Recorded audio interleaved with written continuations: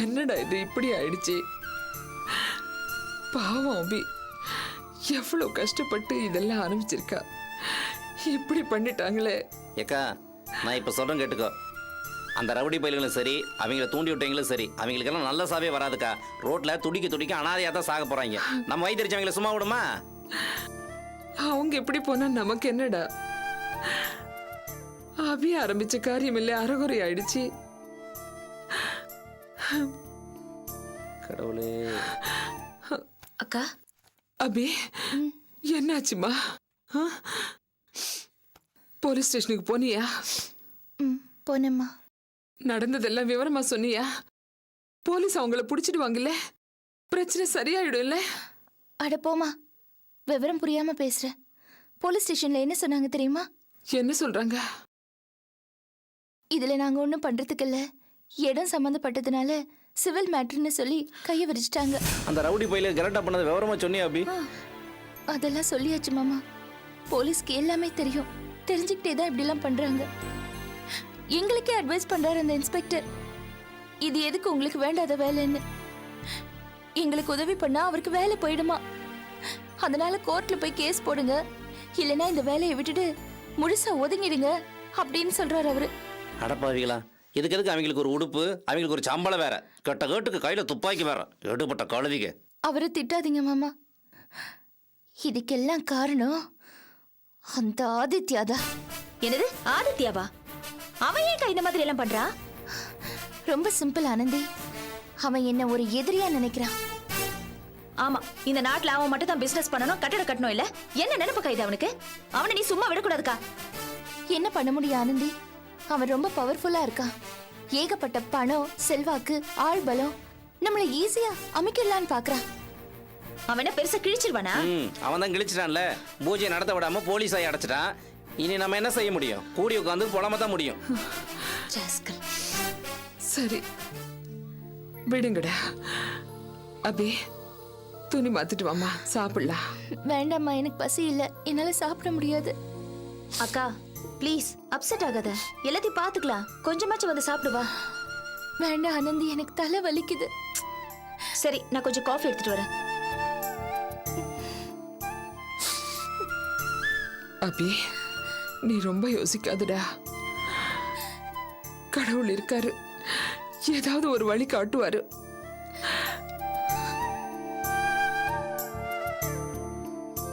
அக்கா இந்தா குடி.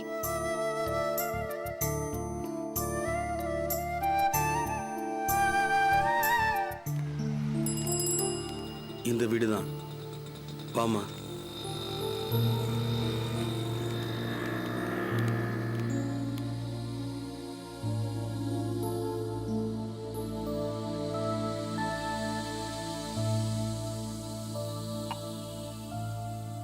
ஏமா, இது உங்களுக்கே நல்லா இருக்கா? வாங்க சார், உட்காருங்க. உட்காரதெல்லாம் இருக்கட்டுமா, ஏதோ நான் அவசரமா வெளியூருக்கு போயிட்டேன், பூஜையில கலந்துக்க முடியல. ஆனா என் வைஃப் வந்து கலந்துக்கிட்டாலே. நான் ஊருக்கு போயிட்டு திரும்பி வந்ததுக்கு அப்புறம் தான் எனக்கு எல்லா விவரமும் தெரிஞ்சது. பதறி அடிச்சுக்கிட்டு ஓடி வந்திருக்கேம்மா. என்னம்மா இதெல்லாம்? சார் பதட்டப்படாதீங்க, ஒரு சின்ன பிரச்சனை தான், சரியாயிடும், கவலைப்படாதீங்க. என்னம்மா நீங்க சின்ன பிரச்சனைன்னு சொல்றீங்க? ஏமா, அந்த இடத்துல வீடே கட்டக்கூடாதுன்னு சொல்றாங்களாமே. இத பாருங்கம்மா, நான் கஷ்டப்பட்டு சேர்த்து வச்ச பணம் பத்தாம கடனை உடனே வாங்கி பேங்க்ல லோனை போட்டு ஒரு வீட்டை வாங்கலாம்னு பார்த்தா நீங்க இப்படி பண்றீங்களேம்மா. ஏமா, நான் எப்படிமா வீடு வாங்க முடியும் சொல்லுங்க, எப்படி வாங்க முடியும்? சார் கவலைப்படாதீங்க, நான் அந்த பிரச்சனையை எப்படி சமாளிக்கிறதுன்னு தான் யோசிச்சுட்டு இருக்கேன், தைரியமா இருங்க சார். நீங்க நல்லா யோசனை பண்ணுங்கம்மா, ஆனா எப்படியாவது நான் கொடுத்த பணத்தை மட்டும் எனக்கு திருப்பி கொடுத்துருங்க, அதுக்கப்புறம் நீங்க என்ன வேணாலும் பண்ணுங்கம்மா. சார் இப்படி சொன்னா எப்படி சார்? அதான் நான் பிரச்சனையை சரி பண்ணிடுறேன்னு சொல்றேன்ல. என்கிட்ட என்ன பணம் கொட்டி கிடக்குதுன்னு நினைச்சீங்களா? கவர்மெண்ட் உத்தியோகமா, 25 வருஷமா கொஞ்சம் கொஞ்சமா கஷ்டப்பட்டு குருவி சேர்க்கிற மாதிரி சேர்த்து வச்ச பணம்மா. இப்படி சொல்றீங்களே. ஏமா, நாங்க ஏகப்பட்ட லோல் பட்டு சரி கடைசி காலத்துல சொந்தமா ஒரு கூரை வேணும்னு சொல்லி காசை புரட்டி கடனை உடனே வாங்கி உங்களை நம்பிதானமா நான் பணத்தை கொடுத்தேன். பொம்பளை தானேன்னு சொல்லி உங்களை நான் அலட்சியமா நினைக்கவே இல்லையம்மா. புதுசா தொழில் ஆரம்பிக்கிறீங்க, உங்ககிட்ட கொடுத்தா கருத்தா அந்த காரியத்தை செய்து முடிப்பீங்கன்னு சொல்லித்தானம்மா உங்களை நம்பி நான் பணத்தை கொடுத்தேன். இப்படி பண்ணிட்டீங்களேம்மா. சார் ப்ளீஸ் சார், நான் ஒன்னும் ஏமாத்த நினைக்கல. நானும் உங்களை மாதிரி ஒரு சாதாரண ஆள் தான். நான் ஒன்னும் கோடீஸ்வரி கிடையாது. உங்க பணத்தோட அருமை எனக்கும் தெரியும் சார். அப்படின்னா என் பணத்தை திருப்பி கொடுத்துருங்கம்மா, உங்களுக்கு புண்ணியமா போகும். இத பாருங்கம்மா, இவங்க என் பசங்க, இவங்க மேல என் உயிரையே வச்சிருக்கிறேன். ஆனா உங்களுக்கு ஒண்ணு தெரியுமா, இவங்களுக்கு கூட இதுவரைக்கும் நான் எதையுமே செஞ்சது கிடையாது. அவங்க ஆசைப்பட்டது எதையுமே நான் வாங்கி கொடுத்ததும் கிடையாது. இவ்வளவு சிக்கனமா நான் கட்டி காத்த பணம் இப்படி உருப்படி இல்லாம போனா நான் என்னம்மா பண்ண முடியும்? இத பாருங்கம்மா, உங்களுக்கு பிரச்சனை இருக்கலாம், ஆனா எனக்கு அதை பத்தி கவலை இல்லை. நீங்க என்ன செய்வீங்களோ எனக்கு தெரியாது. இன்னும் 2 நாள்ல நான் கொடுத்த பணத்தை எனக்கு திருப்பி தரணும். இல்லன்னா உன் கண்ணு முன்னாடியே இந்த வீட்டுல குடும்பத்தோட தற்கொலை பண்ணிப்போம்.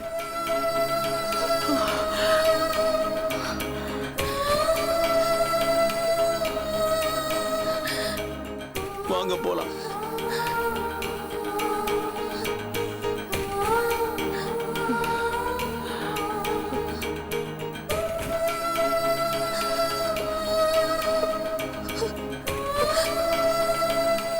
அபி,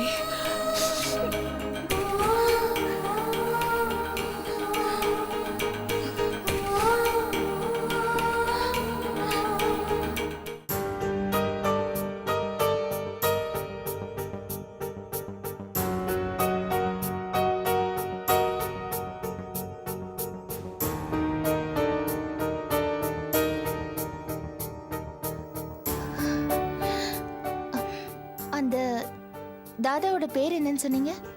சிவதாஸ். ஏன் அதை பத்தி இப்ப கேக்குறீங்க?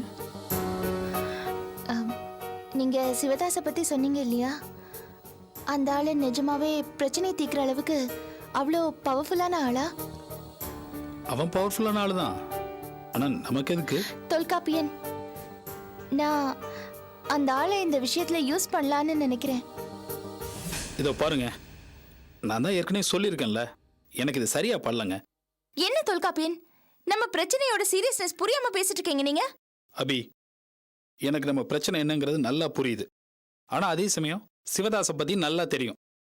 உங்களுக்கு ஒன்று தெரியுமா, ஒரு நோயை குணப்படுத்துறதுக்காக நமக்கு கொடுக்கப்படுற மருந்துல அந்த நோய் குணமாயிடும். ஆனா அதனால ஏற்படுற சைடு எஃபெக்ட் அந்த நோயை விட படு மோசமா இருக்கும். அப்படி ஒரு சிக்கலான மருந்து சாப்பிட்ற மாதிரி தான் சிவதாஸ்ட்டு நம்ம உதவி கேட்கறது. அதனால ஏற்படுற விளைவுகள் இருக்கு பாருங்க, அதான் சைடு எஃபெக்ட்.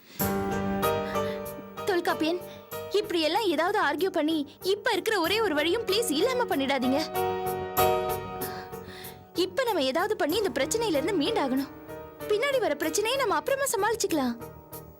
இப்படி எல்லாம் சொன்ன அப்படிங்க சரியா வராது. தொல்ஸ், நான் ஒண்ணு காரணம் இல்லாம சொல்லல. நேத்து என்ன நடந்தது தெரியுமா?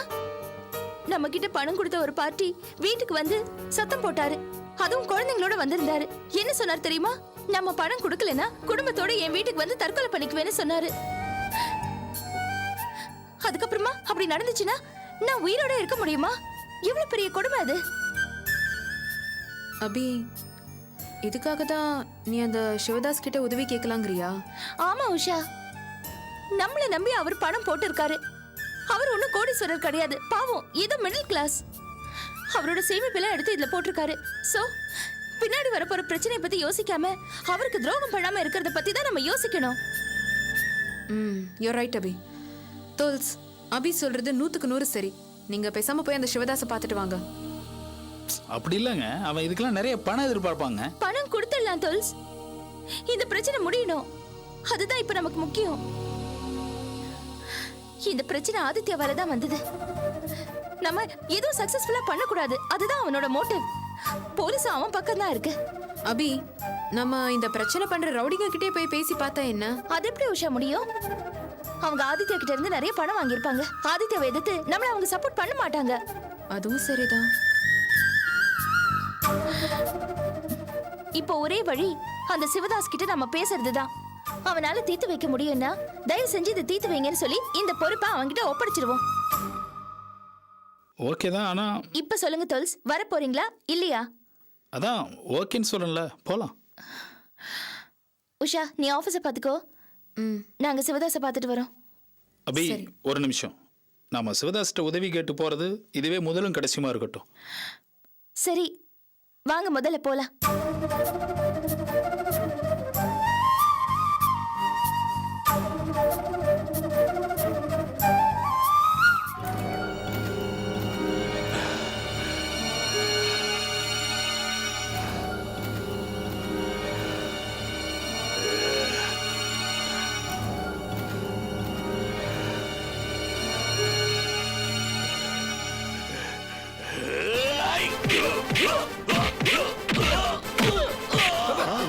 என்னடா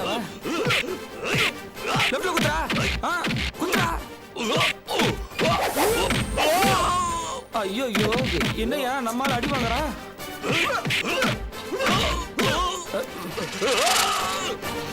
சரியா போச்சு.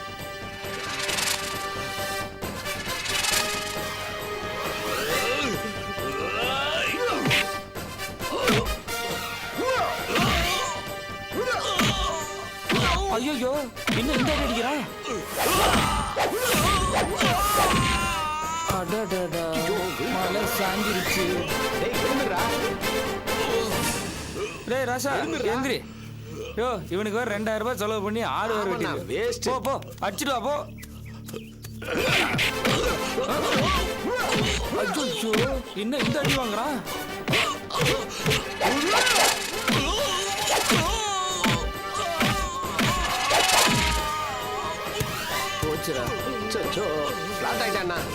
இனிமே இவன் அவ்வளவுதான். எந்திரடா. மூச்சு இருக்கா இல்லையா? எந்திரி. அப்பா இப்படி வா. என்ன வெயிட்ரா நீ? ஒரு 250 கிலோ இருப்பியா? நில்லு ஸ்டெடியா நில்லு. தலை எழுத்துறா. ஏய் ஏன் இடத்துலயே எங்காலிய அவ்வளோ தைரியமா உனக்கு? எங்காலியா நீ போட்டு தள்ளுறியா நீ? அதுவும் எங்க இடத்துலயே? எம்புட்டு தைரியம் வேணும் உனக்கு.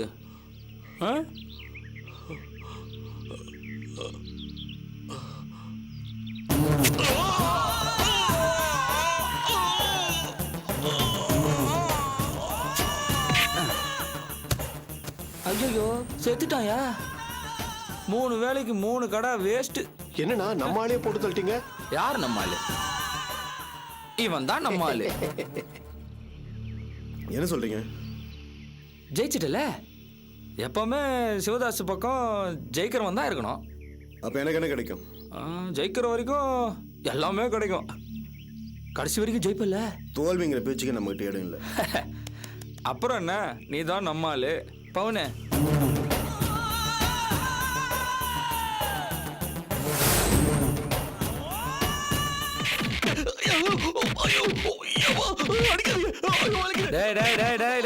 நிறுத்துங்க. யோ பவுனே சைலண்ட் ஆயிட போறான் பையன். கூட்டு வர சொல்லு. யோ கூட்டு வாங்கயா.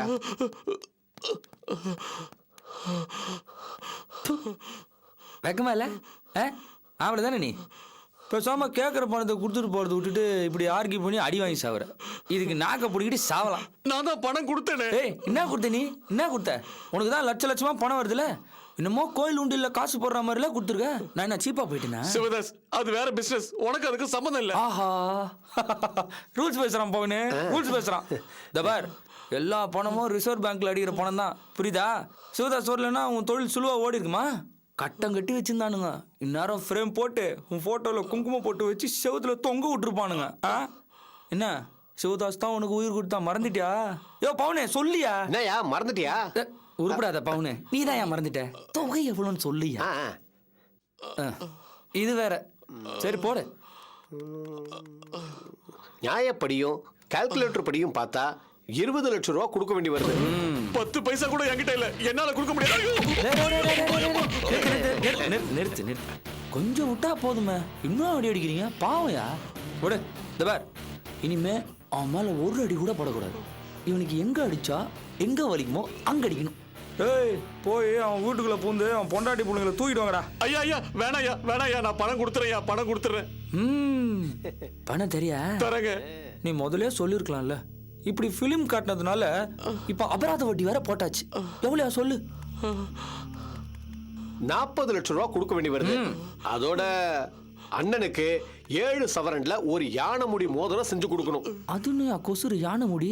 போன தடவை நாம ஒரு பஞ்சாயத்தை முடிச்சப்போ திருப்பதி உண்டியில போறதா வேண்டிக்கிட்டோம்ல, அதுக்காக தான். அதெல்லாம் தப்பா போயிடும். அப்புறம் புண்ணியம் எல்லாம் அவங்க கிரெடிட்ல போயிடும். இதெல்லாம் சாமி மேட்ரு, நம்ம டைரக்டா டீல் பண்ணிக்கலாம். புரியுதா? அதுக்கு பதிலா என்ன பண்ணலாம்? ஒரு 5 எக்ஸ்ட்ரா சேர்த்துக்கலாமா? 45 வாங்கிக்கோ. சரிண்ணே. என்ன தரியா? தரங்க.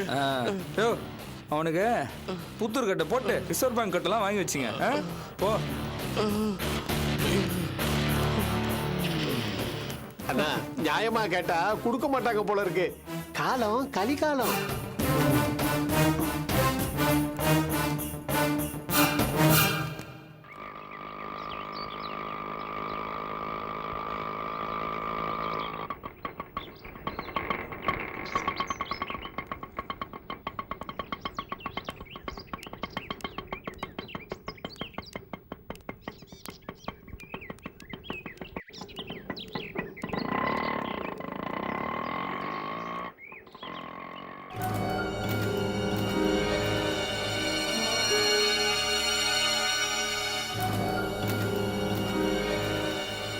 ஏங்க அவசியமா இருந்தாலும் பார்க்கணுமா? பார்க்கலாம் தோல்ஸ். சரி வாங்க.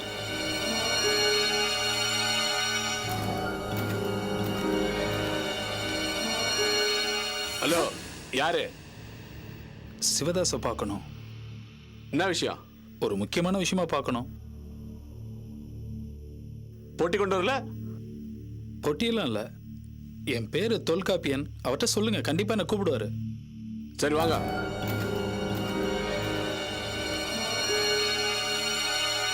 நம்ம வழிக்கு வரானா பாரு, இல்லைன்னா உனக்கு போட்டு தள்ளிடு. புரியுதா? இதுக்காக திருப்பி எனக்கு ஃபோன் பண்ணாத, சரியா? வணக்கம். வாங்க தொல்காப்பியன், எப்படி இருக்கீங்க? நல்லா அண்ணா, இருக்கு. ஏற்கனவே இவரை உங்களுக்கு தெரியும். ஏன் தெரியாது? ரொம்ப நாளைக்கு முன்னாடி ஹைவேல ஆக்சிடென்ட் ஆச்சு, ஞாபகம் இருக்கா? நீ கூட ஓடி போயிட்டியா? அப்போ சார் தான் என்னை கொண்டு போய் ஹாஸ்பிட்டல் அட்மிட் பண்ணார். அப்புறம் தொல்காப்பி சொல்லுங்க, என்ன விஷயம்? இவங்க மேரேஜ் ஆயிடுச்சா? அதில் ஏதாவது ப்ராப்ளமா? ஐயோ இல்லை, ஃப்ரெண்டு. என் கூட கம்பெனியில் ஒன்றா ஒர்க் பண்ணியிருக்காங்க. ரொம்ப நல்ல ஃப்ரெண்டு. ம் ம். நாங்கள்லாம் சேர்ந்து ஒரு பில்டிங் கன்ஸ்ட்ரக்ஷன் ஆரம்பிச்சிருக்கோம். பில்டிங்.